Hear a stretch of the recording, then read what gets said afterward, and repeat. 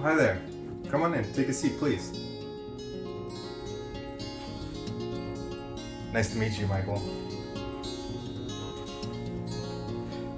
Thanks for agreeing to meet with me for this interview for Wells Fargo. My name is Michael Constantino, and I'm from Sacramento State University. This is for my MBA 231 Managing and High Performance Organizations. Nice to meet you too, Michael. Yeah, I'm more than happy to help you out for your school project. I hope I'm able to provide you insights through my experience at Wells Fargo and how it relates to high performance organizations. So Michael, before we start things off, I wanted to play a clip from one of Wells Fargo's commercials in order to set the preface for this interview.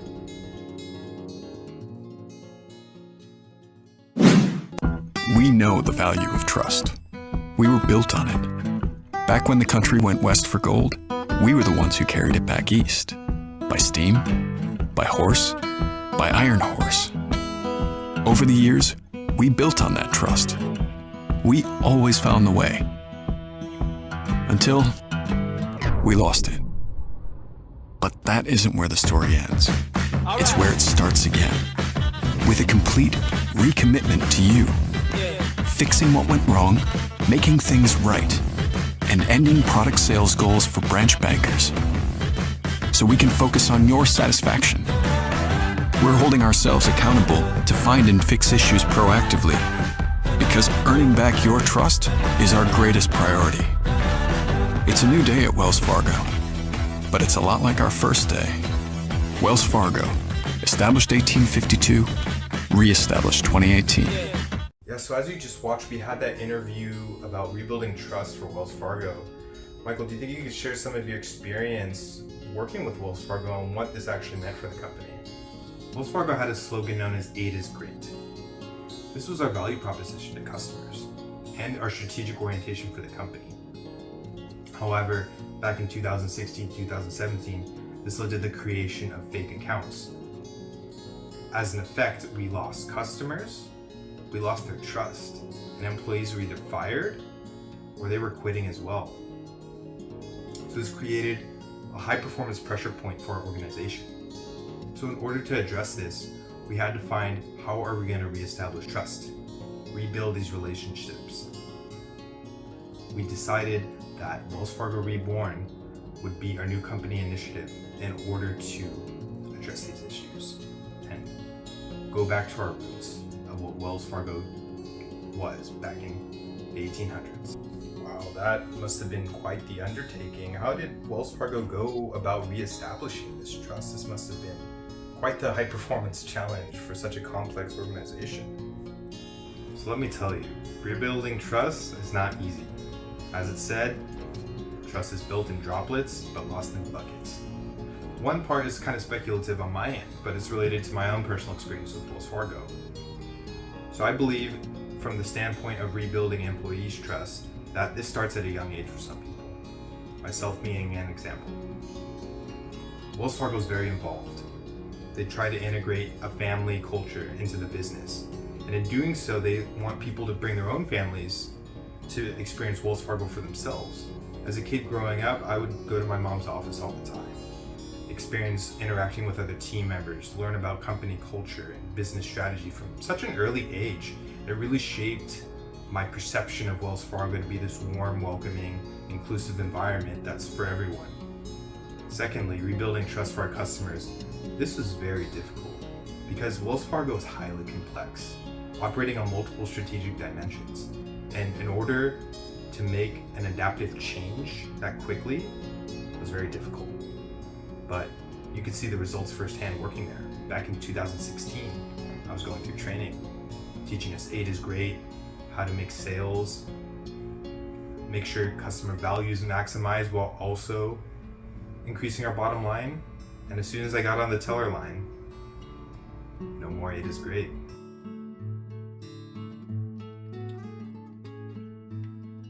Wow, that was really great. Thank you for sharing that. So for the next part, I wanted to address how Wells Fargo's strategy changed with the establishment of Wells Fargo Reborn. Reestablishing trust at Wells Fargo meant the elimination of sales goals and malpractice. Now, how can this be achieved in such a complex organization that sales is the financial driver of the business? Well, this is how it changed. So, the new metrics in which performance was measured was no longer sales. Branches were now under two new metrics: overall satisfaction of the most recent visit and customer loyalty. These were our two customer surveys that were sent out and were a gauge of a branch's success level. This was communicated through team member meetings or team huddles, where team members would get together and we'd all share our stories, our success stories, what went right, what went wrong. However, in order for stories to truly be successful, the company only viewed a 10, which is the maximum score you can get on a survey, to be successful. So anything 9 or below is irrelevant in the company's eyes. Because even though sales was gone, that high level, that high standard of performance is still expected, even though we're not using sales as a metric. Along with what I said about strategy, there's actually a little bit more I want to show you. On this slide over here, I have some information from Wells Fargo's reports that I think might prove beneficial for your project. This is a piece taken from Wells Fargo's 2019 business strategy and goals. And this was after Wells Fargo Reborn was established. So you could see the new metrics that were implemented over the course of Wells Fargo Reborn. Now, this shows the different business groups: consumer banking, payments, virtual solutions and innovation, wealth and investment management, and wholesale banking. Now, this shows how Wells Fargo is operating on multiple strategic dimensions. However, with the implementation of these key competencies, this gave a single direction for all employees to be able to focus on with the elimination of sales goals. So as you look on the left, you see our key components of our enterprise strategy: delivering excellent customer experiences, becoming more customer-centric, simplifying our businesses, improving operational excellence, and strengthening our risk oversight. And then how was this progress made? Well, as I mentioned, customer service and advice. With our new implementation of performance metrics, with sales being eliminated, customer loyalty and overall satisfaction for the most recent visit was the new driver. And by 2018, December 2018, almost a year after Wells Fargo Reborn had been established, it was a 24-month high since this new metric began. Team member engagement. This is our second driver. 2018, voluntary team member attrition improved to its lowest level in 6 years. Innovation, creating digital account opening experiences for the many products we have at Wells Fargo. Now, innovation is a little more key than you might think, because what innovation does is, while the branches focus on rebuilding trust with the customers, our back end focus on giving customers a way to take control over their banking by giving them more options through the online app and website. They are able to enhance their own products, capabilities, and do their own transactions, functioning as their own tellers and bankers from their fingertips. So this was another way, indirectly, we were able to rebuild trust with our customers. Risk management. Introduced an updated, expanded risk management framework and focused on multiple transformative risk initiatives. Our corporate citizenship donated $444 million, increasing the brand equity of the business. This is another way to rebuild trust that Wells Fargo implemented. And shareholder value, diluted earnings per common share, return on assets, and return on equity, both up from 2017. So despite the elimination of sales goals, shareholder wealth had increased. So this is the right direction for Wells Fargo since the sales malpractice. Well, thank you for those deep insights into Wells Fargo's strategy. Do you think you could elaborate more on those new measurement systems that had to be implemented as an effect of replacing sales goals. Of course, their customer loyalty and overall satisfaction from the most recent visit. If you want to take a look over on my screen here, I'd be happy to take a deeper look into what that measurement looked like. Here are those examples of those surveys I was talking about. As I mentioned before, 10 was the maximum, and that was what the company used to guide whether a survey was relevant or not. Anything 9 or below was not considered a good survey. However, for the sake of this example, we're using 5 as the maximum. So on the left, you see an example of what customer loyalty looks like. And this asks what customers think of Wells Fargo, starting off with how long have you been with Wells Fargo? What prompted you to start banking with us? And overall, how satisfied are you? Furthermore, looking at if you consider yourself a loyal customer, and do you consider yourself someone who's brand loyal?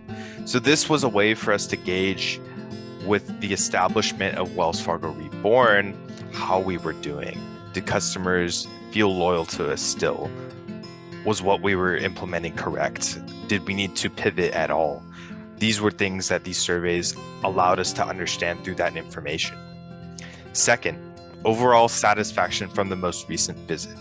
Now, this is sent to a customer typically after an in-branch interaction, and we'll ask how their transaction went for the branch. First, it will ask you if your transaction was exceptional, disappointing on a scale of 1 to 10. Following, rating the service that was provided to you when you entered the branch. Next, asking how the team member was. Their mannerisms, were they courteous, informative, professional, had a sense of urgency, or anything else you might want to specify. Furthermore, transitioning into their own operation of their transactions through online banking. How often do they use it? Do they use it, first off? And how convenient is it for you? And also, how likely you recommend your friend or family member? And this is basing it off of those experiences. So with online banking, this is a way for customers to take more power into their own hands so they can have that sense of control over their accounts, while rating the transactions can show us what areas we need to improve on through Wells Fargo Reborn.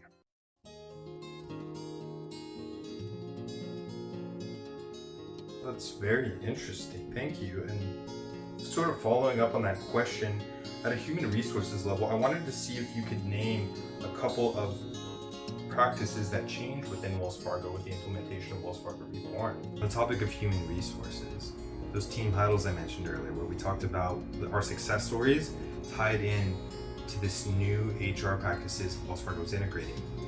And this wasn't just at the team huddles. This was defined through the new role of managers. So managers could no longer just sit on the sidelines. They had to be more involved, becoming stewards and teachers, because this was all new water for all of us. And in order to navigate uncharted waters, you needed a captain. So that's what the managers they were involved in all our transactions. They wanted to make sure that if a customer was upset, they would step in and help us out. They truly transitioned us from customer service to customer experience by how we can serve the customers, how we can rebuild the trust, and how we can teach each other and serve each other better by making sure we all work cohesively and synergistically as one team.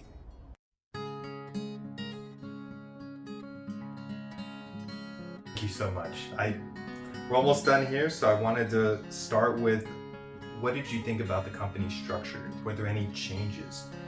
To serve the new strategy, there had to be some sort of cause-effect relationship with not just the strategy in the Wells Fargo Reborn, but with the structure as well. What did that look like for Wells Fargo? In regards to structure, similarly, I think it'd be best if I could show you on my screen here. There's a little slide I have prepared that I think might be beneficial. As I mentioned, with the change in structure, Wells Fargo actually integrated a whole new area of their business called the Recovery and Resolution Planning governance structure. So this was part of the effect of Wells Fargo Reborn being established in order to rebuild trust with customers. So this is broken down as the reporting structure, with the top being the board of directors and the financial committee. Now, the new committees established below can be seen as the Recovery Resolution Committee. And this is then complemented by the Planning Core Group, which is the front line. And this integrates every line of business, human resources, legal, trading, every single business line is part of this Recovery and Resolution Group.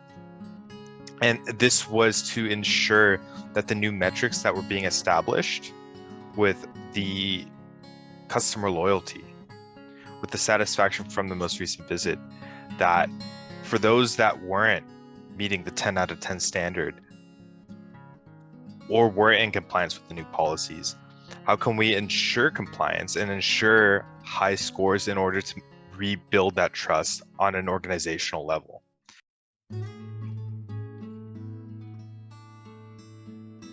Thank you so much, Michael. This has been a wonderful interview. For a final note, I was hoping we could wrap up with a summary of your thoughts of this interview, and if you could give us a summary of what you think the best practices would be for someone to replicate the actions that Wells Fargo took for future scenarios.